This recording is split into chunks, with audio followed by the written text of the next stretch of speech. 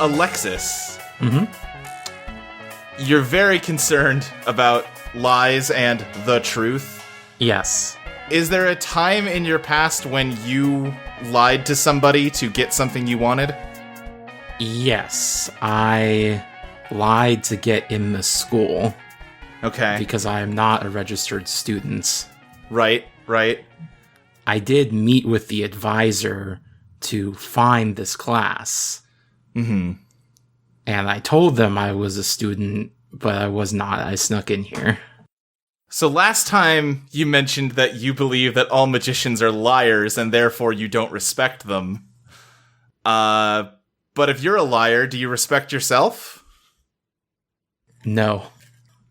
If you are that willing to lie to get at what you're searching for, why do you value the truth so highly? I will lie to accomplish a goal. Okay. But I will not lie merely for my own benefits. So all of you are in Stapleton's limo. The seats are immaculate black leather, and the floor is a crimson carpet. An oak table runs the length of the cabin, and its surface is given over entirely to a vast array of glass bottles sculpted into dazzling and exotic shapes, and each filled with a liquid of a completely different color. As the car hits bumps and turns, the liquid in the bottles stays motionless. You find yourselves unable to focus on the view from the windows. You know that the scenery outside is unfamiliar, but for some reason you struggle to care. It's not clear how much time has passed, and, your mind just kind of feels hazy as you're driving along. What are you doing? I'm sniffing the various, you said there were like bottles of liquid on the table? Yeah. Yeah, I'm giving them a sniff, seeing what we got on the table, literally. I'll tell you what, give me an investigation roll. Alright, give me 1 second. That's 2d6, right? Yeah, 2d6 plus Jen. I got a 9. Okay, so I believe on a 9 you get to ask one of the investigation questions. Okay, I'm gonna ask what's hidden here, like, what's the good stuff? Okay, yeah. Honestly, as you're sniffing around and inspecting each of these bottles, most of them have weird scents that you are not familiar with. Great. Not necessarily off-putting, but you do manage to find just, like, a bottle of gin. It seems like just normal gin. Hell yeah, and I'm gonna get a glass and pour a tiny little drink for myself. Okay. How much does Sloane drink? Sloane enjoys herself, okay? Alright, okay, Yeah. that's fine. I was trying to decide if this is a situation where this is a normal thing for you to do, or if you're gonna, like, take a sip and then immediately, like, bland. Oh, no, yeah, this is not the first time she has had gin. Alright. Yeah. And this is a very stressful experience. Okay, yeah. Alexis, I remember last time you were very interested in the prospect of underage drinking.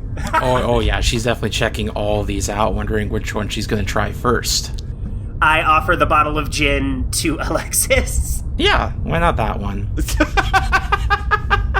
Someone's already tested it for me. Yep, delicious alcohol.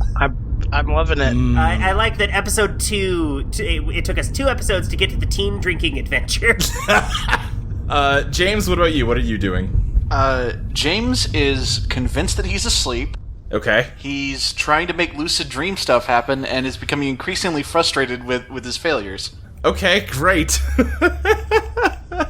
What about you, Ursa? You're sitting on a blanket that Stapleton put down. Yeah, because I'm bleeding. Oh yeah, you are bleeding.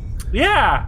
I'm trying to figure out, me, Fabby, if putting alcohol in your bleeding wound is good or bad. The internet says bad, but now I'm trying to figure out if Ursa would think that it's good or bad to clean the wound with alcohol. Movies have told me it's good. Then Ursa's he's just like, could you give me a bottle and points to the bleeding leg, please?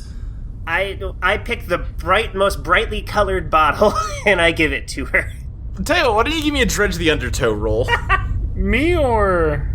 Since Sloane was picking it out, let's go with Sloane. Oh, Jesus, okay. Okay. Hold on. So that's plus Biz, which is also 0 for you. I'm just having a great time. It's another 9. Alright, yeah, I think you the one you just intuitively reach for is kind of a glowing blue something or other. And yeah, Ursa, you pour it on your leg, and tell you what, recover 1 HP from that. Hey! Okay. I was gonna look at it, see if it would kill me, then take a shot, then pour. I mean, yeah, you can do that, yeah.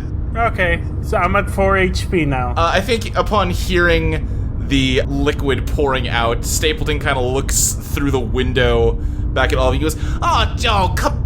Please don't make a mess back there. Oh, we've been very short on cleaning crew lately. I ignore him. I take another shot of the bottle. Quentin, what are you doing up there? Up until that point, Stapleton had just been, like, clutching the steering wheel a little too tight. You could hear, like, his driving gloves creaking, and he's just, like, snidely whiplash giggling to himself. Just... Just that for you don't even know how long. I think Quentin's been observing him. He's got a coin out and he's doing the like coin trick thing with your fingers, and he's with one hand and just kind of like, what's this guy's deal? He's reached the point where like I don't know if this is a threat or not. He's definitely upset with this guy, the way this guy was treating one of his students. Like, this animal put a towel down, really got at his goat. But other than that... Do you want to try to investigate him? Yeah. Alright, yeah, go for it. Okay, 7 plus my stats which are on the sheet. 1. So, 8. So, yeah, that's an 8. So, yeah, you get one question about Stapleton. One question. What poses the biggest... what weakness can I exploit? What weakness can you exploit? Watching him, he seems... There's definitely something off about him. He looks human, but he's definitely not human. There is a giddy, almost childishness to the way he is excited, in a way that you... Kind of like before, you get the sense you can sort of push this guy around. Okay. Cool. Quentin just keeps looking at him and like smiles a little bit, doing the coin back and forth. Yeah. The limo continues to drive for some amount of time. It's difficult to say how much, especially because now you've had some drinks. That's not made your perception of time better. The limo eventually pulls up in front of a gigantic fountain. The fountain is probably bigger than any buildings in Gibsonburg. And it drives past that to a gargantuan mansion, the size of, like, a skyscraper. Imagine, like, Luigi's Mansion, except gigantic. So, like Luigi's Mansion 3. Yeah! Vines of ivory flow down from the mansion's countless windows, and each story of the house is marked at the corners with a stone gargoyle the size of a car. After Stapleton has finished getting you out of the limo... I'm getting ahead because of how I wrote these notes. He stops the limo and steps out and opens your door, Quentin, and then moves to open the back door for the rest of you, and kind of bows and gestures with one arm towards the front door of the mansion. Who wants to go first? James will go ahead and step out first. He's feeling a little car sick. I think he's gonna step out. He's gonna see the mansion and he's gonna whistle. I can't whistle in real life. I'm sorry, but he's gonna whistle and be like, "Wow, nice digs. What's the deal with this place?" Welcome to the estate. Whose estate? Did I ask that already? I think I asked that already. You did.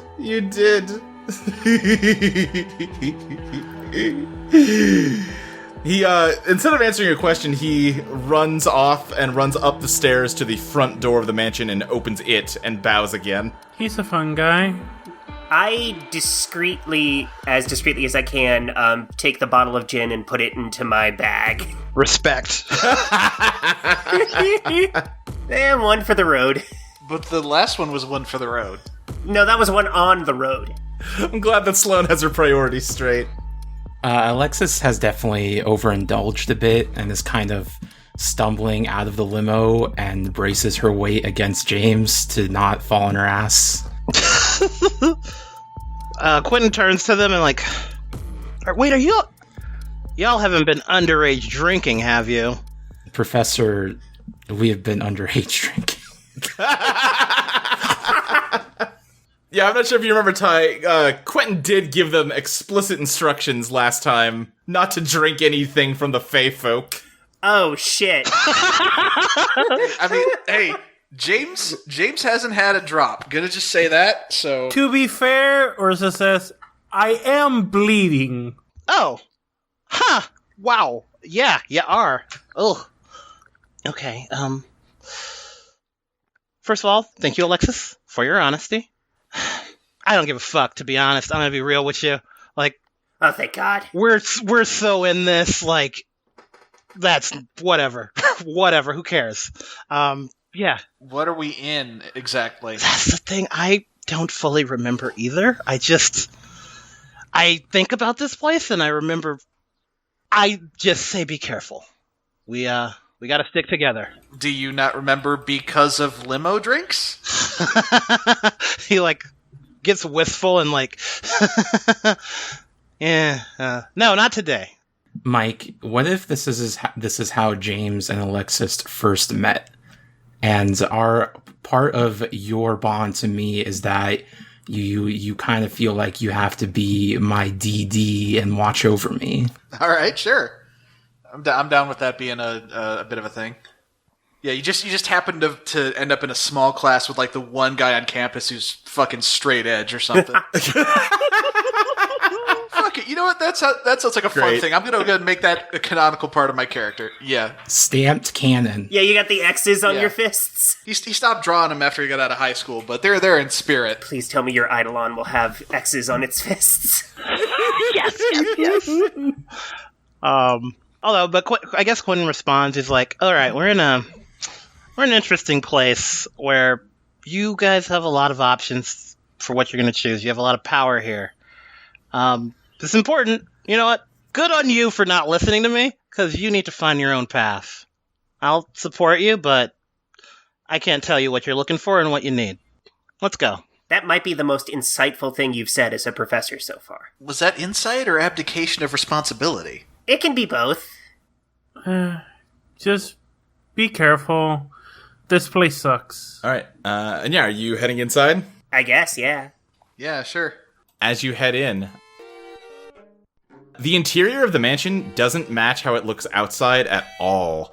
There's a black and white checkerboard floor that's intercut with a strip of velvet red carpet, the same as the limos, which carves a meandering, zigzagging path around the foyer.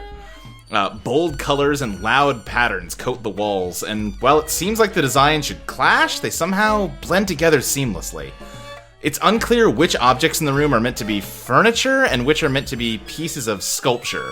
It feels as though you've stepped into some combination of a postmodern painting, a vaporwave album cover, and a 1960s-style fuckpad. Hell yeah.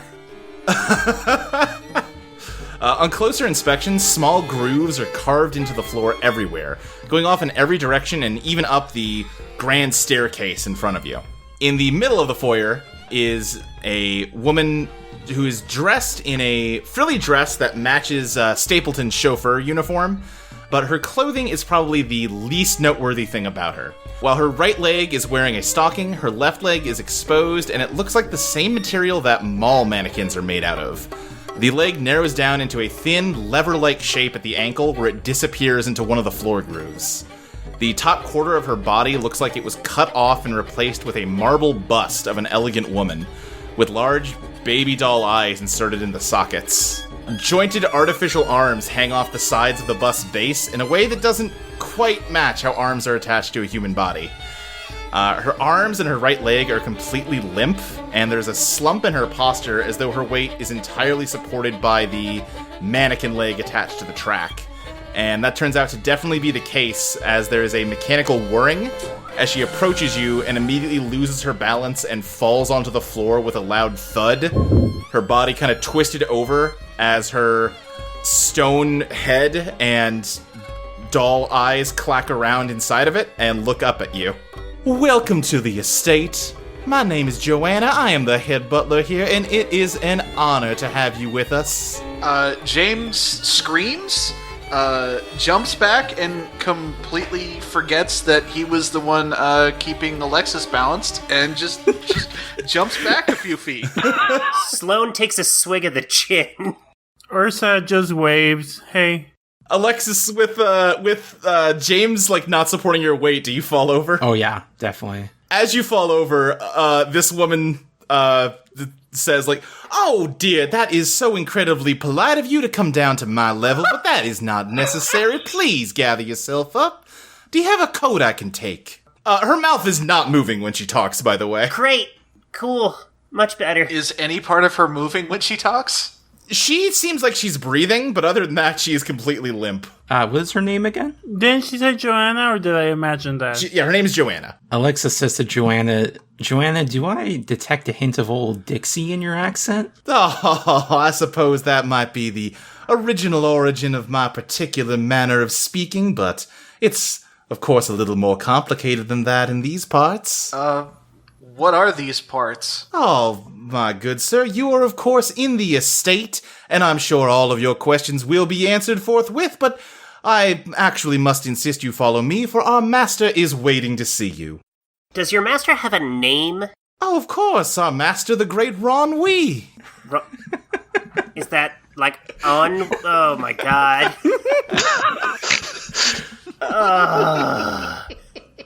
That's Sloane's reaction, by the way. I mean, my name is Ursa. Names are a little bit weird down here. Yeah, it makes more sense now.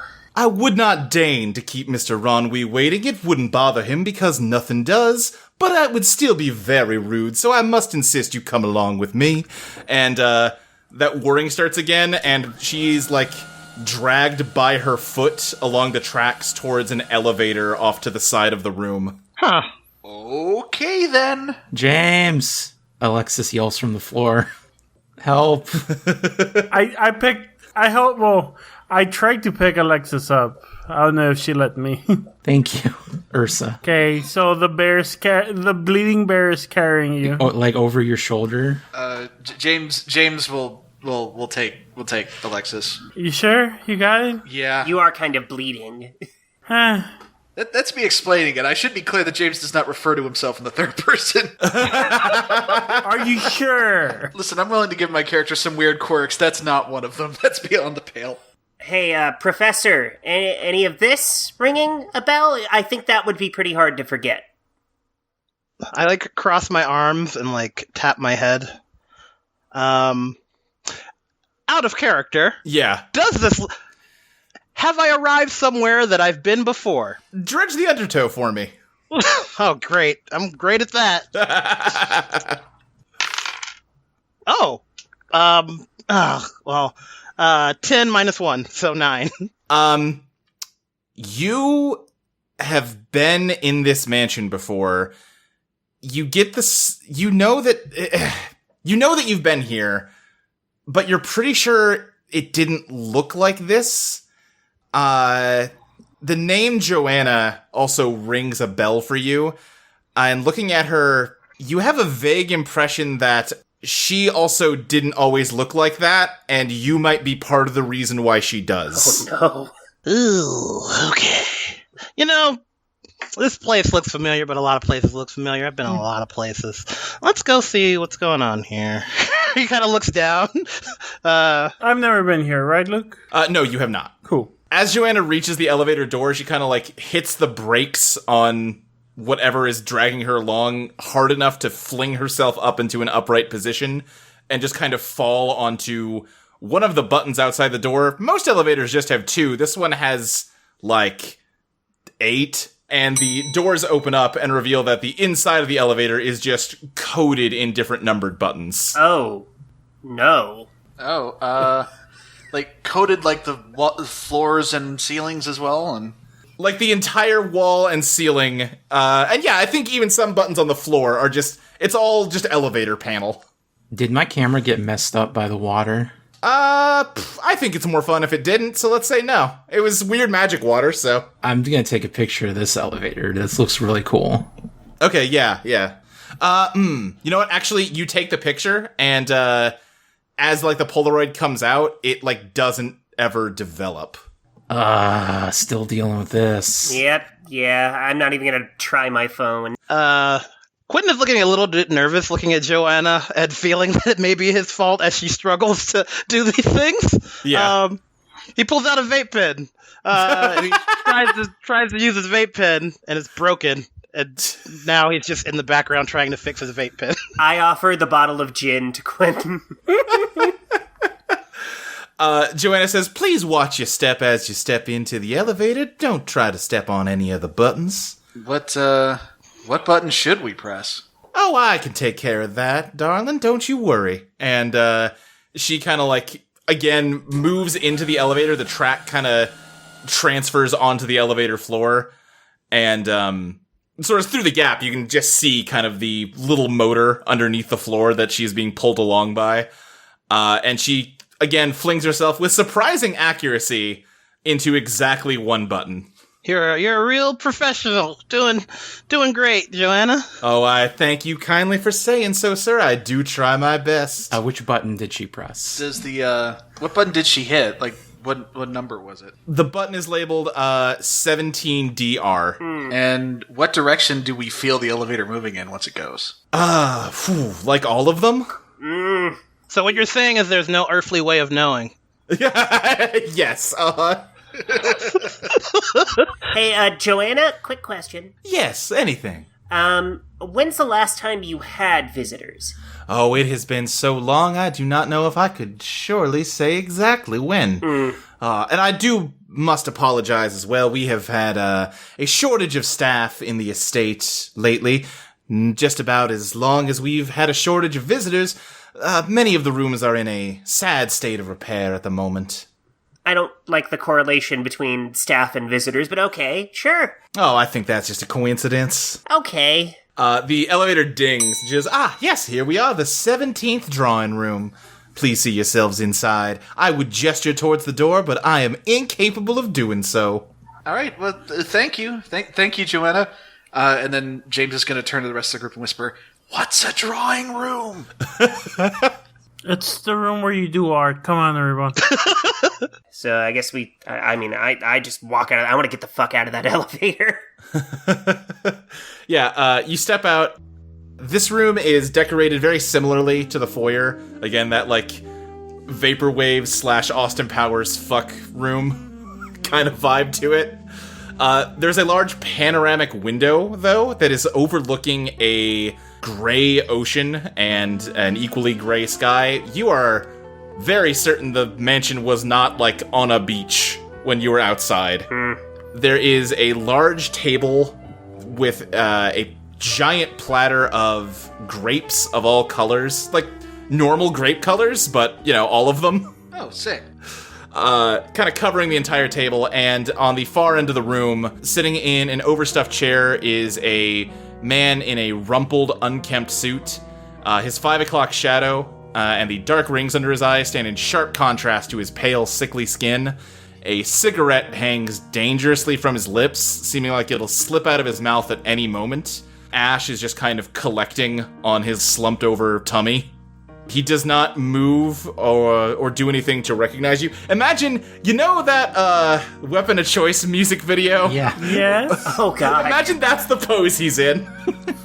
Are there any visual indicators that he's alive? Again, I think you can probably see him slowly breathing. And after a moment, he does say, please, have a seat. Make yourselves comfortable. Thank you. Is there furniture in the room for us to sit on? Yeah, there's like a couch and some chairs all situated around the table. Okay.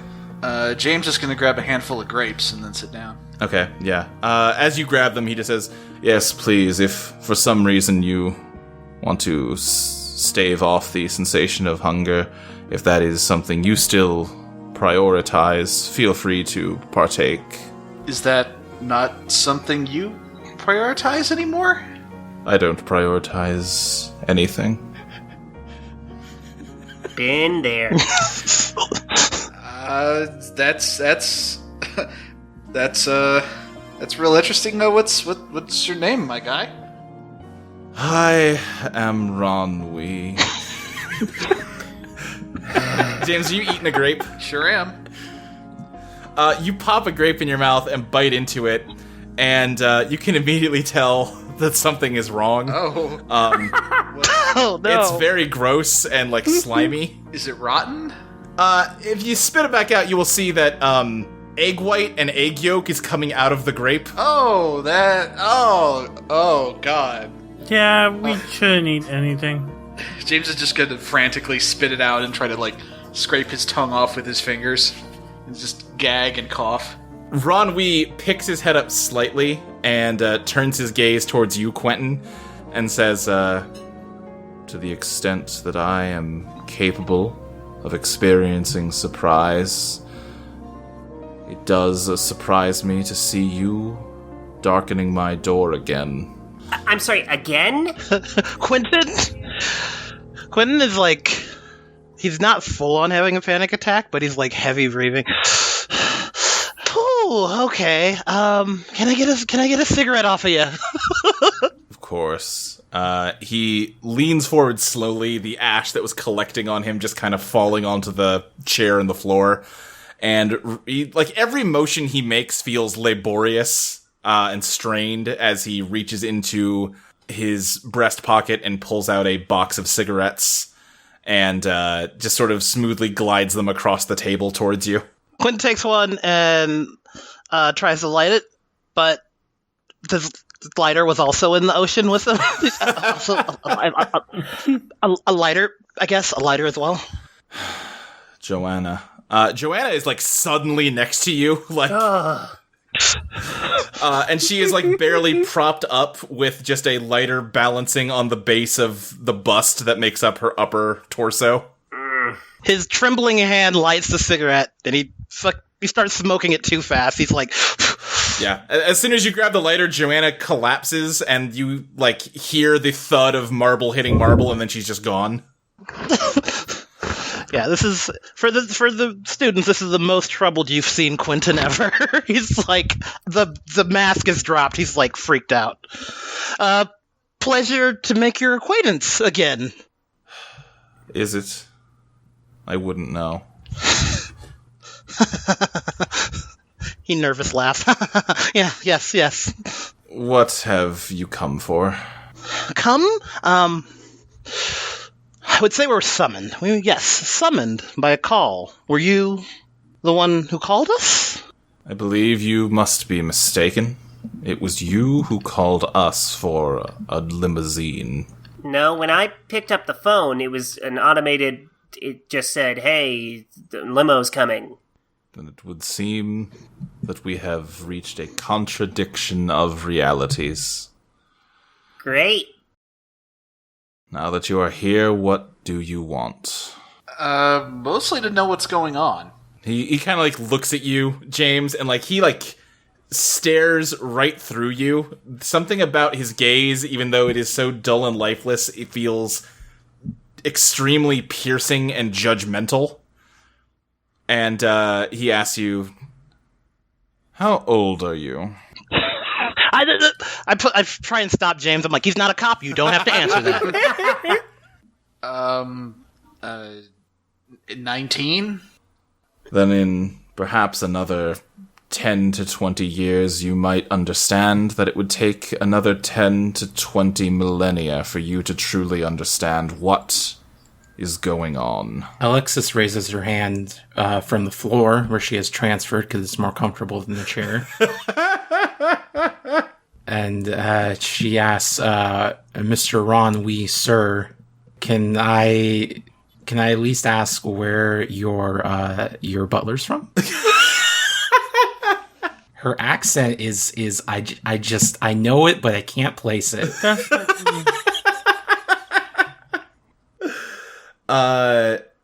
He looks at you on the floor and just kind of stares at you for a moment. You can see him kind of like take a puff of his cigarette, and then he turns to Quentin and says, I don't believe that underage drinking is something that is condoned where you come from. I put the bottle back in my bag as stealthily as I can. Are we the jurisdiction of the United States? Here? Exactly, Alexis. You are not in any jurisdiction but mine. Okay, do you have your own laws about drinking? You have drinking laws? I don't particularly care, other than I don't care to entertain a drunk. Wow, okay. Though I don't care to entertain the sober either. They're just a little buzzed. Do you care to interact with anyone? He stops and just kind of like stares. I think his head kind of lilts to see out the window at the ocean for an uncomfortably long time. And then he just says, no. Great. Productive. Quentin, if you have no business here, then you should leave as soon as possible. When he says business, Quentin's hand stops shaking. He's like, well, actually. In the tone which he says, well, actually, should trouble people. Professor? I got this thing going on the other side, and I would really like to keep that thing going, if you know what I mean. I understand the words you said, but I truly do not understand why you would want to. It's comfortable. I like it here. Of course, I remember. Yes, comfortable. I think I knew comfortable once, but I suppose you decided that your comfort was more important than mine the last time you were here. I think I used to be quite angry with you, Quentin. But I suppose I'm not anymore. Good. I'm glad we have come to terms. I am sorry about what I may have done in the past with other people I may have come here with. I'm glad we can put that all behind us. Hey, by the way, thank you for these. Hey, Teach, what are we putting behind us exactly? The past! We are putting the past behind us, and we are looking towards the future. Listen, this is an opportunity, like he said. What do you guys want? You have the power to change the world, and we should go back to the world and change it with the power that lies in you. All right, well, great lesson, everybody. This has been an excellent field trip. I'll arrange a room for you to stay the night, and we will drive you back in the morning. Professor, you seem really freaked out to be here, but it might help if you talked about it. Yeah. When I was a kid, not a kid, around your age, so roughly 10 years ago, we came down here, and I don't remember a whole lot. I know we raised a lot of hell. I did everything I could to take care of my friends. I think, yes. You're wrong, but continue. And sometimes you make mistakes, and I don't fully remember the details of those mistakes, but you don't make an omelet without breaking a few. And then I look at Joanna and Ron, breaking a few eggs. Huh? All right, let's all get some sleep. Yeah, Joanna, as you say that, you realize that Joanna has suddenly appeared in the room again. Yeah. Yeah, Quentin just kind of takes it in stride. And she goes, absolutely, I can guide you to your room right away, please.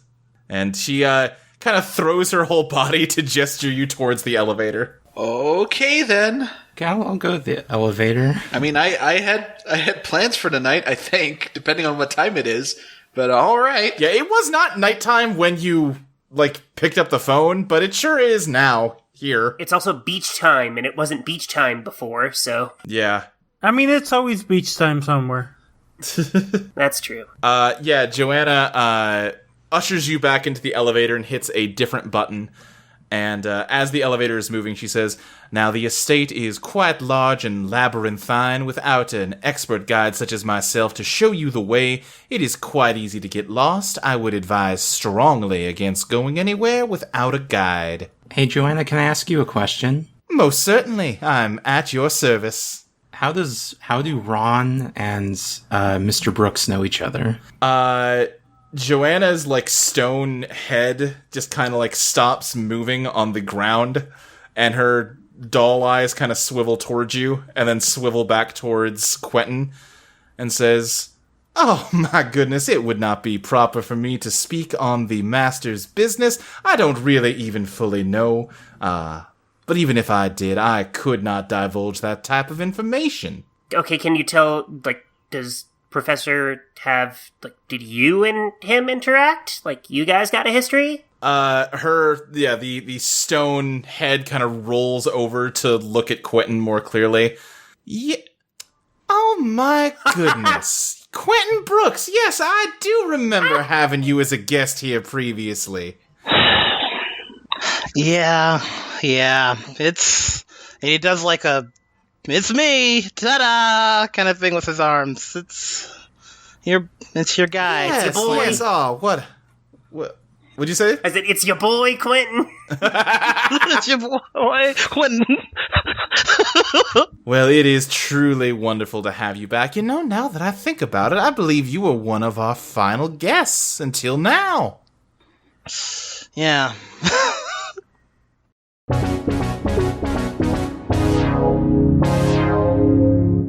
Hi there, it's me, Luke, here to interrupt this episode to plug the Patreon. Last time I wrote like a script for this and read it because it is kind of hard to just say all of this off the top of your head, and it's difficult to, like, I don't know, keep the energy up when you don't have someone to bounce off of, but I don't know, that sounded stiff and awkward, so I'm just freewheeling it this time. You should go to patreon.com/Eidolon Playtest and kick us a little bit of money, why don't you? For $1 a month, you get every episode of Eidolon Pop and Eidolon Rock a full week early. For $3 a month, you get a bonus monthly podcast where me and Molly talk about the design of the game and talk through some design challenges that we're facing. You also get to see my GM notes from each session as they go up. And for $5 a month, you get immediate access to the current draft of Eidolon Become Your Best Self, the game that we play on this show. The one that me and Molly made, and that we talk about on the $3 episode. I'm losing my momentum here. Need to just keep powering through. We just put up the second draft of the game. Just a few little tweaks. But yeah, you should get on that if it sounds good to you. Also, at $5 a month, I'll shout you out on the podcast during the ad break here.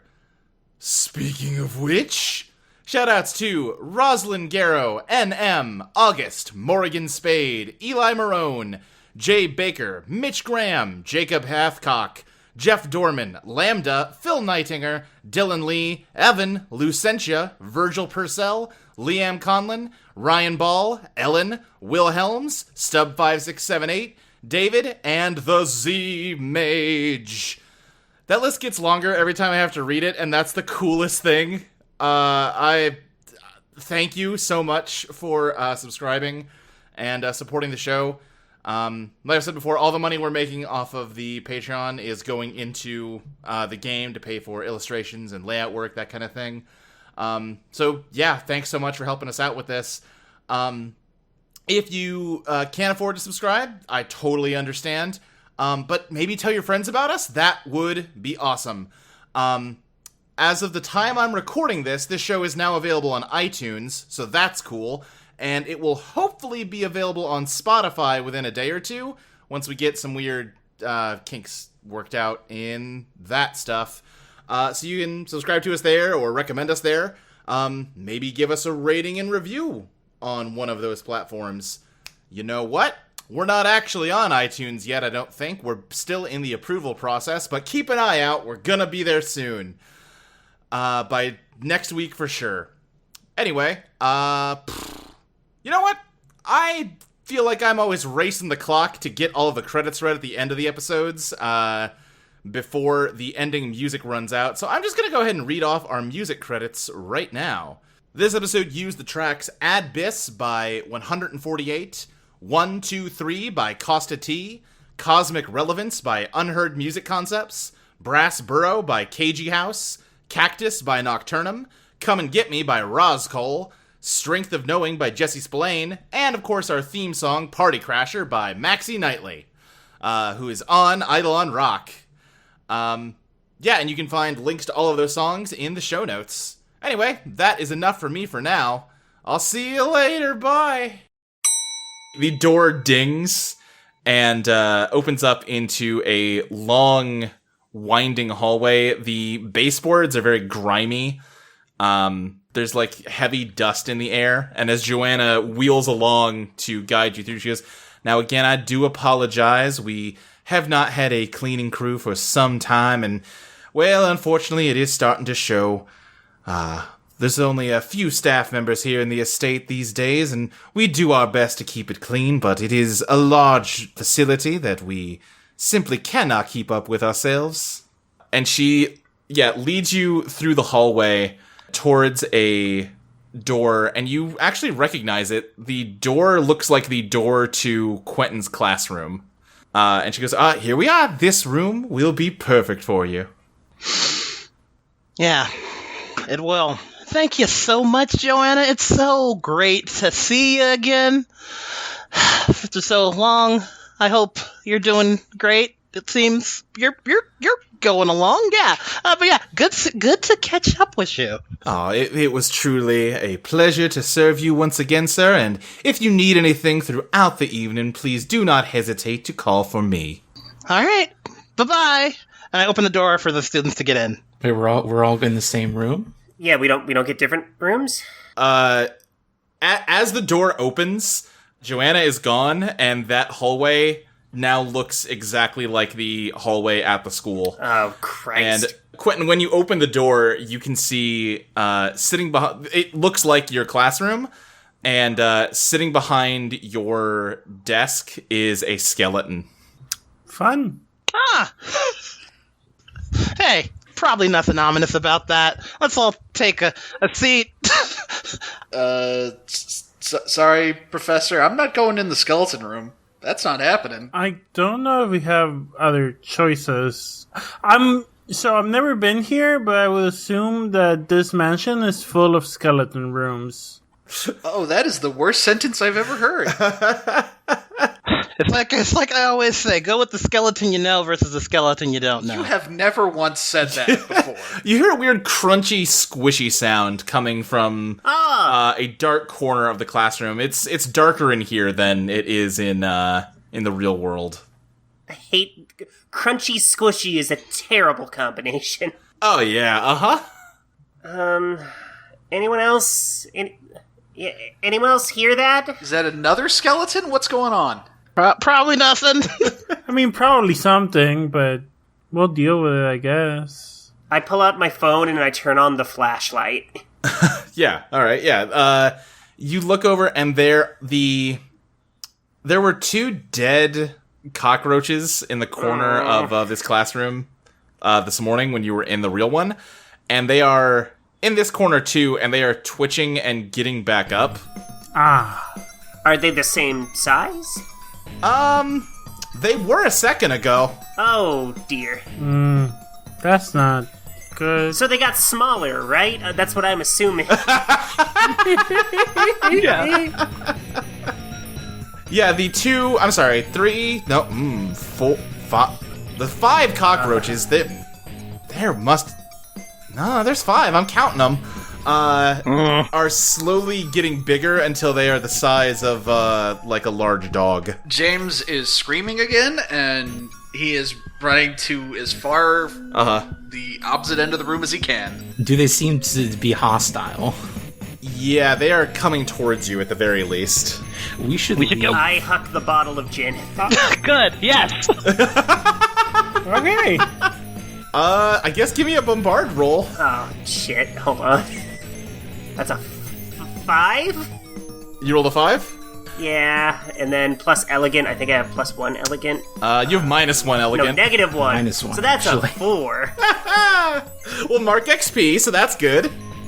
You throw the bottle of gin at the closest one, and it smashes over its head. And it does not seem to accomplish anything but to draw its attention towards you, and it is now rushing directly at you. Chit. I lunge at it with my bear claws, which I have because I'm a bear. Okay, yeah, roll to scrap. Okay. That's a 6. Well, 3, 2 plus. Oh Oof. no, that's actually a 5. Because I God. have a 0 power. Getting a lot of experience, assuming I understand how this works. Yeah, mark XP. I should defend my students. Yeah, Ursa attacks one of them, and it, how do cockroaches even... You know what, they got mandibles, I don't care, they're shadow monsters. Ugh. And, yeah, take 2 damage for me, Ursa. Great. I'm at 2 HP. I'm bleeding way more. Alright, I'm gonna run up, and... Actually, no, what I'm gonna fucking do is I'm gonna run up and try and get between Ursa and the cockroach, and throw my cigarette on it. Alright, let's go. You light... Don't you have a magical creature? Lesson number 1, light the liquor bottle before you throw it, idiot. Fuck you! Quentin, go ahead and give me a bombard roll. Let's go. That's, plus elegant. Here we go. You know what? What would be the funniest thing for me to say?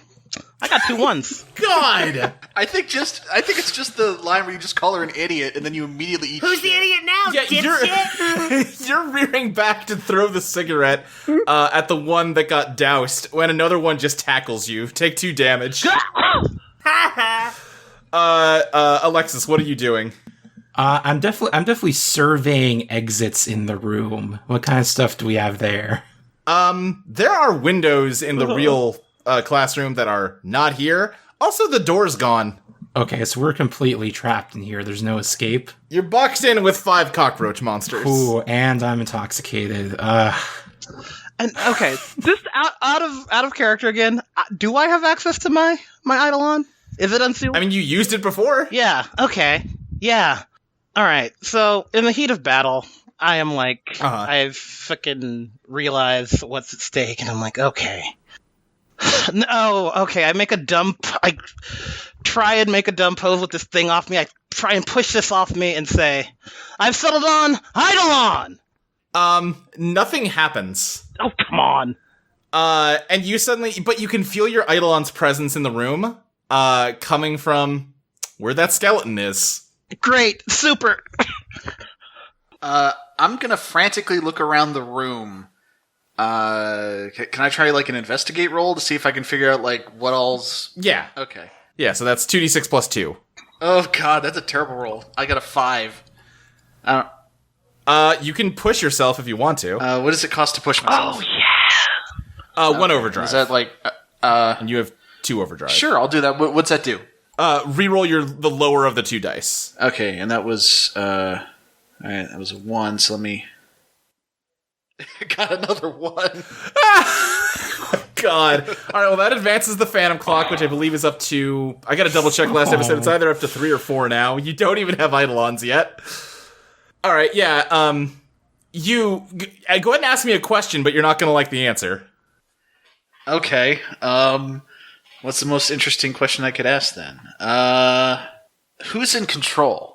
As you are looking around the room, you kind of hear a laugh suddenly coming from the darker back of the classroom, and a man laughing, just not like an evil laugh, just kind of like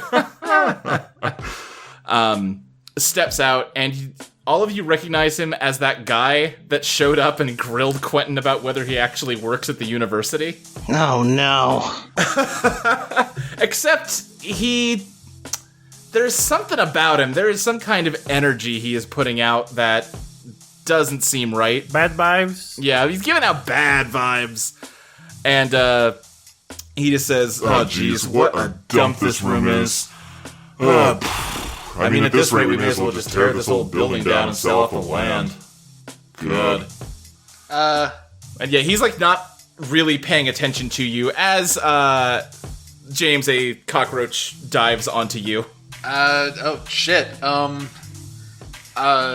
Okay, James is gonna just keep screaming, and he's gonna try and kick the roach away from him. The guy turns to you, James, as you're screaming, goes, Sorry, could you keep it down? I'm trying to think here.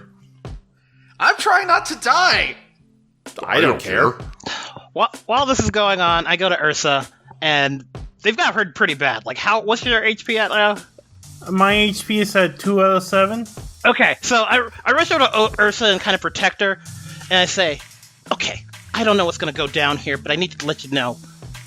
You can't just, like, you can't sacrifice yourself for everybody. You're important, too. Like, you need...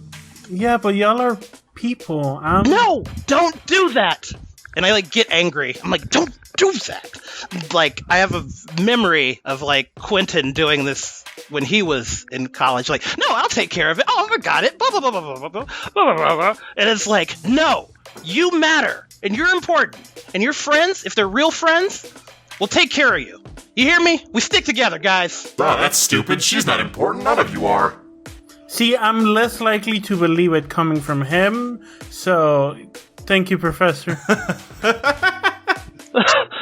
Yeah, he's a fucking asshole.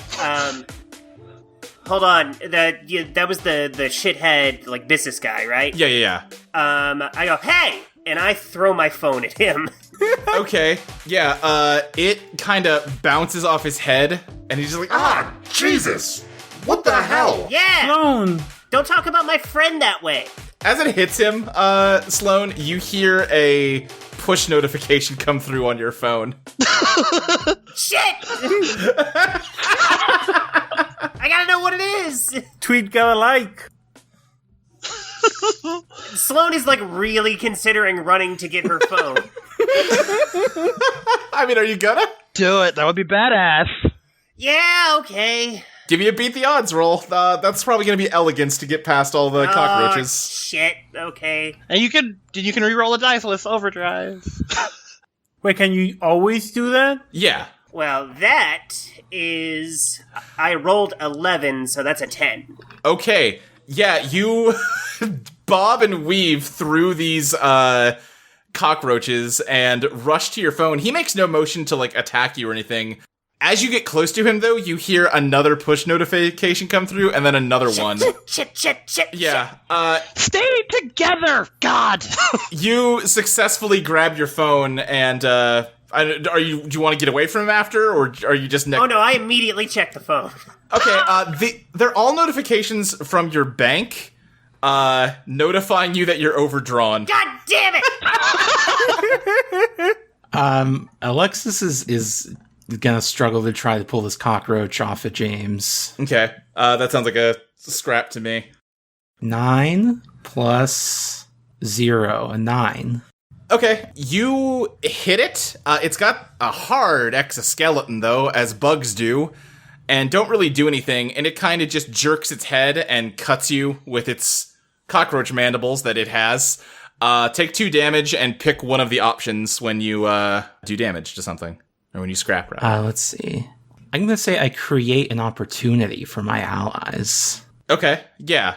You kind of like, you have this cockroach in like a full Nelson. Yeah, I'm holding like, someone kick it. The asshole business guy is just like, no, seriously. None of you matter. I mean, you're all here wasting probably your parents' money on some bullshit basket-weaving class. Ha! I have no parents. Okay, don't care. Not really the main thrust of my point. Y'all taking classes from this fucking con artist. He doesn't even work at the school. I mean, what are you going to school for anyway? He looks over at James. He's like, What's your major? Oh, biology? Okay, yeah, whatever. Yeah. We need to buy up this school and just turn it into an online business school. That's really where the money is. I'm near him, aren't I? Because I picked up my phone. Yeah. I go, okay, look, fuck you, and I just I just kick him in the nuts. As hard as I can. What's your HP at? Remind me. HP? Mine's full. I haven't. Yeah, nothing bad's happened to Sloane, baby. All right, roll the scrap. You got it. Okay, that's a 11 plus 2, so that's a 13, baby. All right, choose 2 things to do. I overwhelm him with force. All right. And I impress, surprise, or intimidate my target. So I think I intimidate the shit out of him. Yeah, you kick him hard, and he doubles over in sudden pain and looks up at you with shock, and then decks you in the face for 6 damage. Oh my god! Holy shit. Lays you out on the floor and just stands over to you. How dare you? Hey! You are no one. He is like standing over you, ready to punch you in the face, which would kill you. Yeah, I'm assuming my nose is like broken at this point with that much damage. I think Quentin is going to try and scrap and take control of the situation. I just wanted to hit him in the nuts. Yeah, give me a scrap, Quentin. Oh, do I want to scrap or do I want to threaten? I think we're in the fight. I think this is a fight. I'm almost dead. Yeah, if you don't fight him, Ursa will, and Ursa will probably die. You do have to have someone at a disadvantage to threaten them. Okay, that's true. I'm still full Nelsoning this cockroach. Yeah, you're just wrestling a cockroach on the floor. I'm imagining like an idol animation. You're just like holding him. just wriggling around with it. I want to try and use my Eidolon again if I can. Yeah, go for it. I go, fuck you! And my words appear in big block letters, fuck you. And then my Eidolon punches them into webbing that web him down. No, it doesn't. The skeleton in the chair kind of moves slightly and falls over onto the ground. Fucking, what's going on? Give me a scrap roll, Quentin. Help me! All right, 7. All right, with a 7, yeah, choose one thing. Take control of the situation. I run up and I fucking sock him, I think. And then I say, you fucking idiot. You're in my world now. You're down here, buddy. Your world? Please, maybe 20 years ago. But look at you. You can't even make your Eidolon come out. You're worthless. And he, as like underneath of you, just like punches you in the gut, and you're down to 1 HP now. Okay, I'm gonna try to do something smart. Okay. Can I dredge the undertow and see if I can tell? Because I saw his Eidolon before. I knew what it was. Yeah. Can I see if I can understand what's happening or how we can fix it?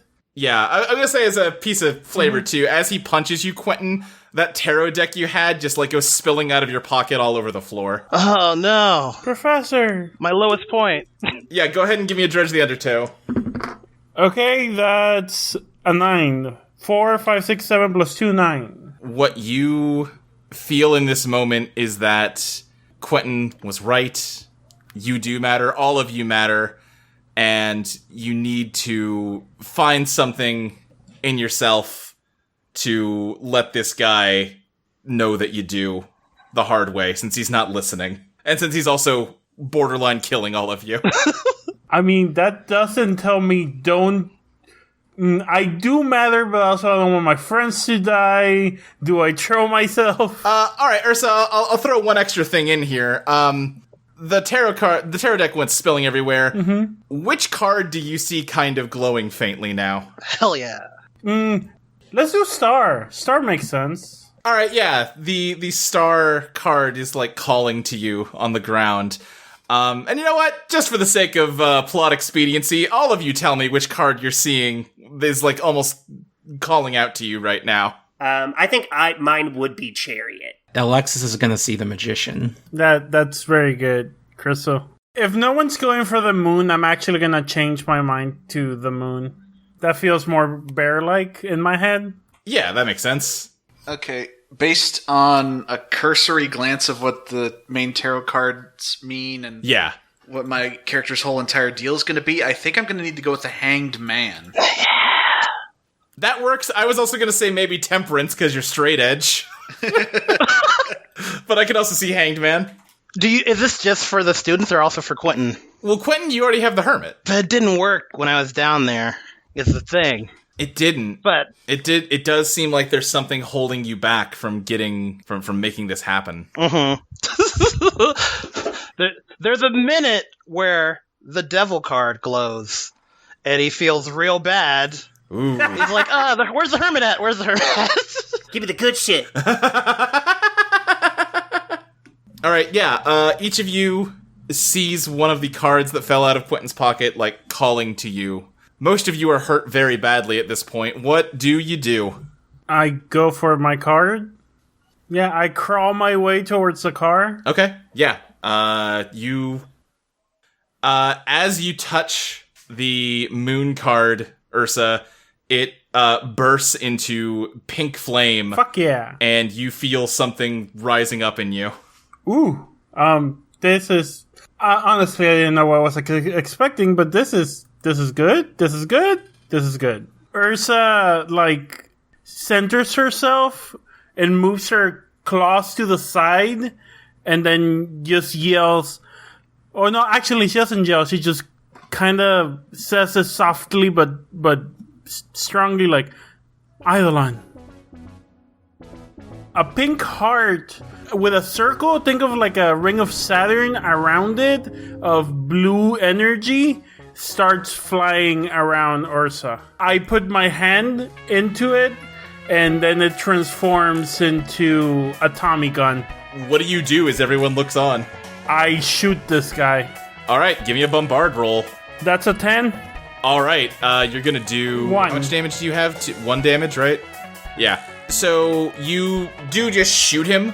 He's still, like, under Quentin, even though he punched him, and he just, like... Holy shit! And you can see, like, the bullet hole is, like, burning with pink fire. All y'all who saw what happened, what do you do? What the fuck? Since I'm still struggling with the cockroach, I'm gonna say when the Arcana cards went flying, Yeah. the magician, like, dramatically flew towards me and landed on my forehead. And I could feel a magical connection to it, and I knew the word that I had to say, and it was Eidolon. The magician burns up, and then the fire, like, spreads around my shoulders and perches on one of my shoulders and turns into a black kitty cat. And then the black kitty cat jumps off and turns into a cat lady. And the cat lady is holding the 2 photographs I have taken. In the first episode was the phone, and the one I took before of the elevator. As you... as it comes into being, that elevator photo suddenly develops. And I am gonna summon that elevator mold reality. Let's see, Biz... Yeah. 9 + 2, 11. 11. Okay, yeah. The elevator smashes through one of the walls, crushing 2 of the cockroaches. Sloane and James, what are you doing? I'm watching all of this kind of unfold, and I look down at my phone in my hand, and I get another overdraft notice. And I just go, oh, fuck this. And I, like, wipe the blood off my face, and I sprint towards the card. And I dive, and I grab the card, and I crumple it in my hand. And I yell, Eidolon. I start to, like, double over and breathe really heavy, and smoke starts, like, coming out of my breaths. And then flames erupt from my back. And a huge buff lady with a giant axe comes, like, just pulls herself out of the flames. She's got dragon wings and a dragon claws, and she's breathing fire, and her hair is smoldering, and she just grins. Great. What do you do? I go, hell yes! And I take a big swing at they were like, the cockroaches who aren't currently being put in wrestling holds, are, like, grouped together, aren't they? Yeah, 2 of them got crushed, one's in a wrestling hold, there's 2 left. Okay, I take a swing, well, she takes a swing, with, the big axe can I target both of them? Let's say yes. Okay. Give me a scrap. She takes a swing with her big ol' axe, and that is a 11. You, punch the shit out of these cockroaches, and they explode into flames when your fists connect. Hell yeah. Yeah. Jeez. James, what about you? James has just sort of quizzically watched everything that's happened so far. And while everyone else has had to kind of work to get to their cards, James is just kind of laying at his feet the whole time. He bends down, he picks it up, he kind of turns it over a few times, cocks an eyebrow, looks at everybody else, isn't really sure what's going on, and just goes, Eidolon? And suddenly, he's taken over with immense pain as a giant glowing hole, like a beam of light bursts out of the small of his back, and then a pair of giant wings come out, and for a moment it looks like he sprouted angel wings, but then like the rest of the giant owl claws its way out, and yeah, he's just got a huge fuck-off owl on his back now. As this owl emerges... Forget that everyone in this party is a furry. As this owl emerges, James, your mind is like suddenly flooded with almost too much information. You can sense like the movement of air through the room and the like pulsing of everyone's hearts, and you can't like get concrete, like you don't know exactly any one piece of data, but you can see how it all flows together in this huge tapestry of just movement and being, and it all just kind of like forms in your head in a very cohesive whole in a way that you can kind of understand, but you can only grasp one little bit of it at a time. Sick. So there's one cockroach left, right? Yeah, the one that's being wrestled. Didn't she have to stop wrestling it at some point, or? No, she didn't. Okay. Let's see. What's a cool way to kill this thing with my powers? I'm not sure there really is a way, but yeah, I mean, you don't have an offensive-based thing, but I mean, if you want to tell me, you know, I mean, you can improvise. James, remember that sci-fi movie we both love, Men in Black? Oh, you know what? Actually, okay, I'm gonna run over to the what's his name, the dude we've been fighting. Where's he at right now? I think he's kind of out from underneath of Quentin. He's been injured a couple times, but he's not like weakened per se. Is he on his feet or what have you? I think he's gotten to his feet, yeah. Okay. James is going to run over toward him, and I don't actually know anything about bugs, but he's going to try and make, like, some clicking noises to get the last roach's attention. All right, sure. And, like, try and, like, face it. He's going to try and face the roach toward the asshole in the suit. Give me a dazzle roll, I guess. Yeah. That's a 10! You open your mouth, but nothing comes out. The owl behind you throws its head back, and from its beak, a bunch of clicks come. And the roach, like, the roach, which is being wrestled by Alexis, suddenly starts struggling and pulling towards, Alexis, let go. You speak roach? Yeah, I'm gonna let it go, because I've seen Men in Black. Wait, what the hell are you doing? What? It tackles this guy, and he wrestles with it for a moment before punching its head off and getting back up to his feet. What are you doing?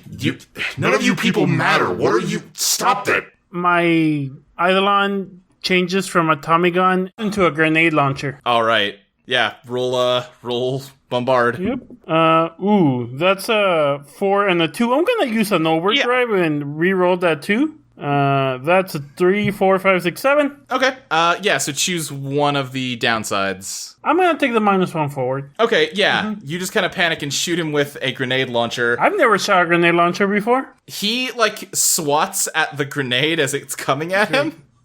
And bats it away, but it still explodes close enough to him to hurt him. And he's going to take another point of damage here. All right. I think Quentin's ready. He's been scrambling, looking at the cards. He's like, where's the magician? And he's like, as he's doing that, he sees the devil card is slightly glowing. Also, because we're in metaphor land, there's cigarettes and the gin and his vape pen over there by it, all like pointing in that direction. He's like, oh. There's a summoning circle. Yeah. But then he's like, oh, my Eidolon is over there. And I run over and like scramble over to my skeleton, and it's holding a faded magician's card, and it's like, oh, that's not me anymore. And I move the skeleton out of the way, and there's the hermit. I like go to grab that the magician card, and fucking it's dust or whatever along with the skeleton. Yeah. And I grab the hermit. I guess I'm the hermit now? And as I said that, I say, the love but... And then, like, a young version that looks all in magician's garb of a spider with, like, all the symbology and all that stuff appears. And then, like, it turns to dust or to smoke, and then it reforms. It's like, speaker box! And it, like... and it, like, lands with, like, a thud, like a woof. Yeah. Yeah, I think the skeleton, like, crumbles into dust and, like, flows into speaker box. Yeah. And I was gonna say, I'm gonna do the fuck you thing again. Hey, I don't think you heard me last time. Fuck you! And I, like, the words, as I say it, the words appear in the air in big block letters, and speaker box punches them, and, like, gobs of webbing go hit that guy. Yeah, alright, so I think you're pushing yourself to use... Well, I'm trying to think through how this works. I will attack You're transforming sound into threads. Yeah. You're using like old times, Yeah. so that's one overdrive. And I'm trying to find where I've got your sheet so I can figure this out right. Alright, so you are bombarding him, yeah. Bombarding. And you'll deal +1 damage because you're using your transformative power. Okay. Is there any way I could use overdrive to power this up? I don't think at the moment you can. Okay. I'm gonna do this move anyway, because I'm dumb. Oh, shit, yes. It is 10 before anything. Okay. But I'm also right. I'm gonna hop on the desk and, like, go into a weird backbend laugh, like, motherfucker! Like, I'm almost horizontal with the table in this ridiculous backbend. And you hear my knees crack. -2 HP, but 1 overdrive. Alright, yeah. You hit him with, that's gonna do 2 damage. I'm trying to remember what he is at. No, okay, yeah, he's done. The like, web bullets just hit him, and he explodes into dust as they do. As he disappears, the room lightens up. The damage that the elevator made when it burst through the wall corrects itself. It honestly is starting to look nicer in here than it does in real life. Quentin's still on the table in that pose, and as soon as that guy's gone, he falls from being in a super bend back pose to just falling on the table. Great job, everybody! Yeah, great job. What's this about you not actually working for the school? Sometimes you're a TA. If you go to a school long enough, people just accept you're there. So, like, a professor died. My last name isn't Brooks. I lost it in a gambling thing. Don't worry about it. But anyway, I'll be playing the role of... Wait, the real professor's dead? Did you kill him? No. Hey, I appreciate all of this insight into your thing, but and then I just gesture at the giant flaming dragon lady behind me. Ah! The hell is this? It's As you're saying like that, the door, which was not there for a while, is suddenly bursts open, and Joanna is there. Ah! Goes, what is all the ruckus going on in? Oh my word! Okay. Hey, Joanna, I don't super remember you, but can you give him the spiel? You have completely... You're not guests at all! Oh, no. That sounds bad. Well... Are we not? No, you're clearly the cleaning staff we have been waiting for. Shit!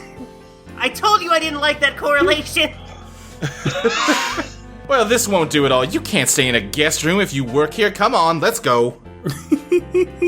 I am so pissed, and my Eidolon just kind of like fist bumps me and like nods in solidarity. I think Ursa... She approaches the elevator that Alexis summoned, which inexplicably has a track leading up to her to get into. And she like gestures all of you to come in. Ursa approaches Sloane before they get in the elevator and says, "Hey, Thank you. Are all of us in our Eidolons crammed in this elevator? Put those things away. It is far too cramped in here. I don't... What? Don't know how? Oh, for goodness sakes, this is, well, you know, I suppose we can't complain. Any help is better than no help, I suppose. I, like, in the chaos, like, of all of us crammed, I just kind of look over at Ursa and just, like, nod and give her a smile. Yeah. James is just going to stare daggers at Quentin for the entire elevator ride. He's just slumped in the corner laughing. We lived! Hooray, hooray!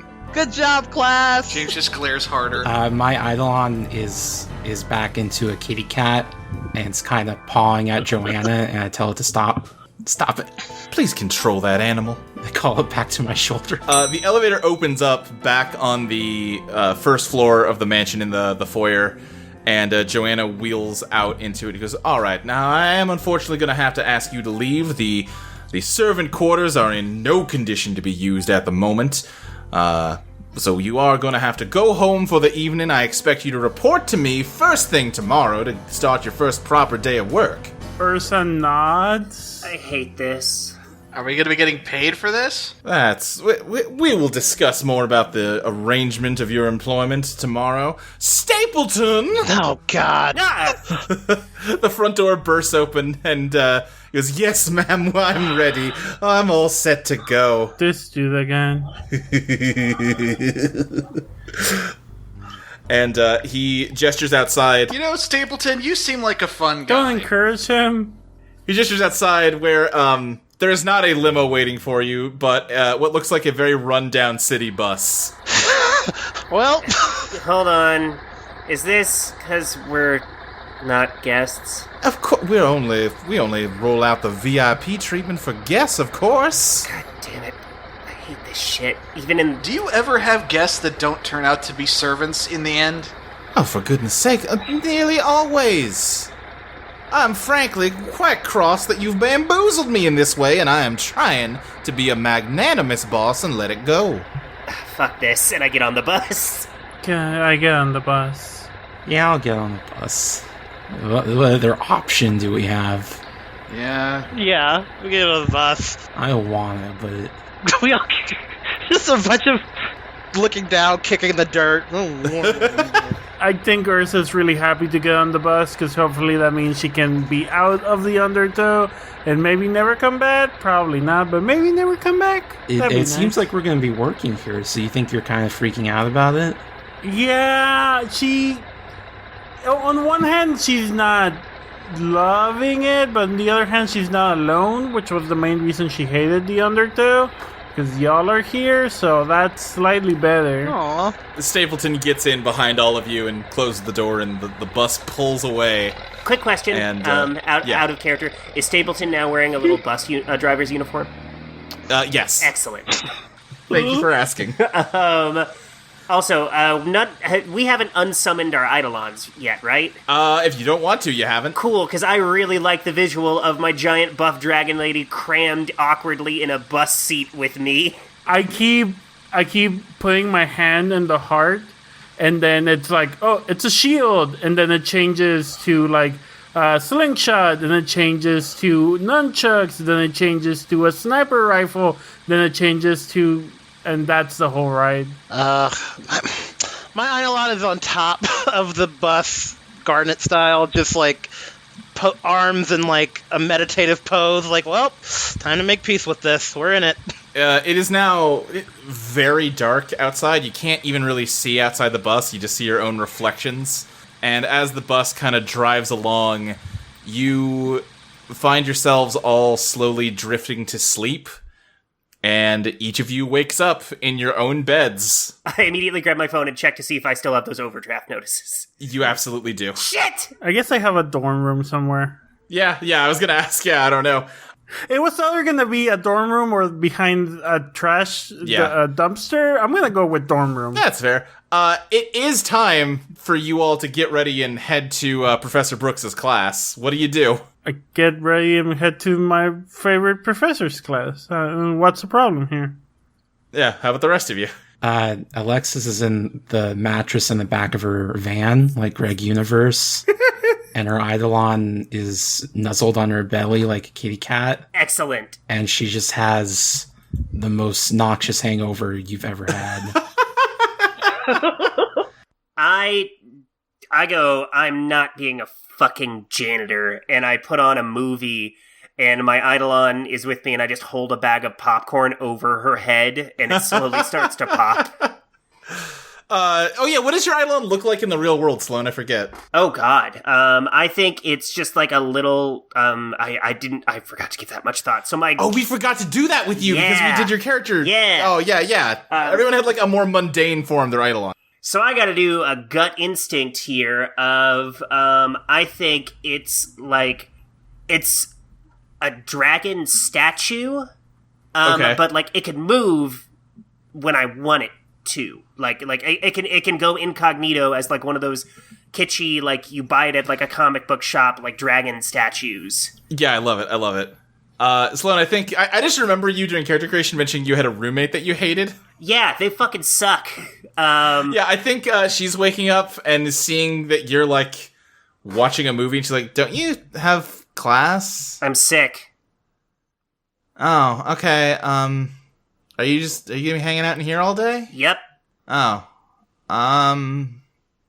Okay. Bye. And I turn up the movie.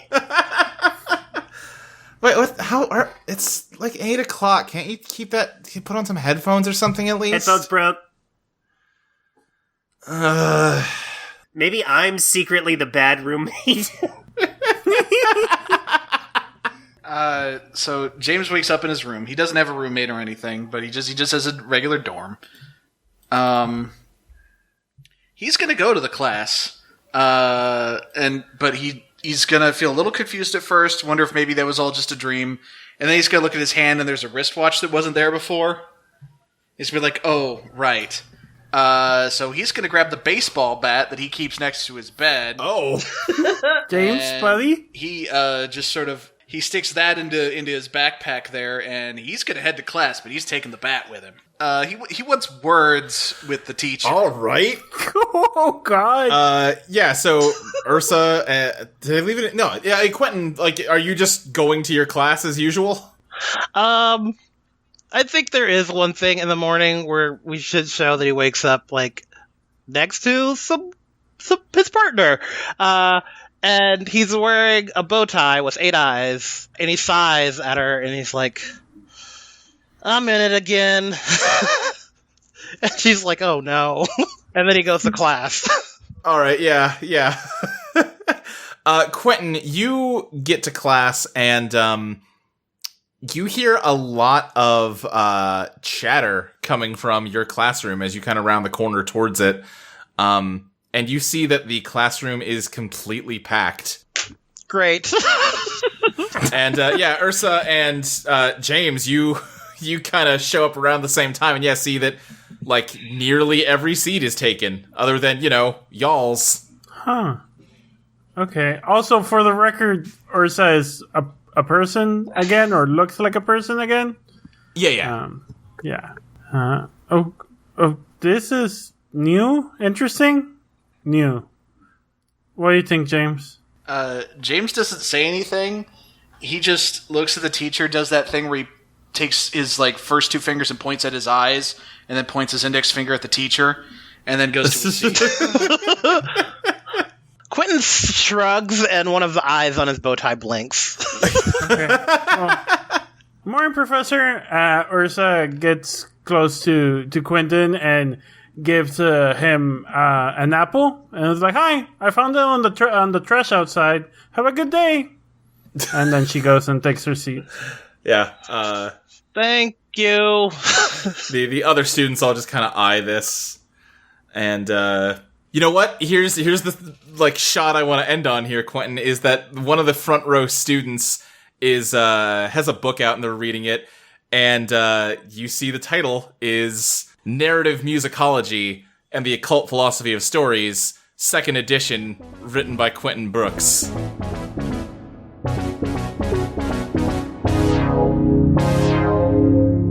Eidolon POP is produced by Audio Entropy. You can find us at audioentropy.com as well as patreon.com/EidolonPlaytest. You can follow the show on Twitter at Eidolon Playtest. You can follow Crystal at Arcane Crystal, Ty at Serious Tyberius, Mike at Mike Loves Rabbit, Fabby at Fabby_Garza, Zoe at Blankzilla, and me, Luke, at SSJ Speed Racer. Special thanks once again to Max Knightley for our theme song, Party Crasher. Eidolon POP will be back on May 11th for Patreon subscribers and on May 18th for everyone else. See you then!